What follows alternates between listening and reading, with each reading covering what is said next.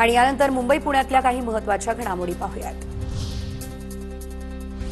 रेल्वेच्या तीनही मार्गांवरती उद्या मेगा ब्लॉक। मध्य रेल्वेवर ठाणे ते कल्याण, हार्बर मार्गावर वाशी ते पनवेल, तर पश्चिम मार्गावर वसई ते विरार ब्लॉक। नवरात्र उत्सवाच्या पार्श्वभूमीवर मुंबईमध्ये आजपासून 2 ऑक्टोबरपर्यंत अवजड वाहनांना बंदी। ठाण्यातील कोपरी आणि मुंबईमधील कांजूर मार्ग, मानखुर्द वाहतूक विभागाच्या हद्दीत आदेश लागू।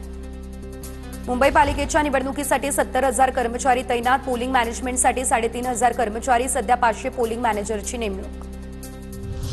ऑनलाईन लर्निंग लायसन्स चाचणी तात्पुरती बंद करणार। प्रत्यक्ष तपासणीत फेसलेस लर्निंग लायसन्स प्रणालीमध्ये अनेक गंभीर त्रुटी आढळल्यानं हा निर्णय।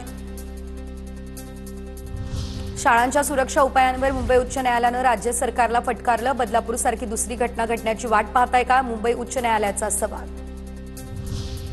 मुंबईमधील दादर पूर्वेकडील भालचंद्र मार्ग ते टिळक उड्डाण पुलाकडे युरोनियन बंगलोपर्यंत वाहनांना प्रवेशबंदी। प्रभादेवी पूल बंद केल्यानं पर्यायी मार्गावरील वाहतूक कोंडी टाळण्यासाठी वाहतुकीच्या मार्गात बदल।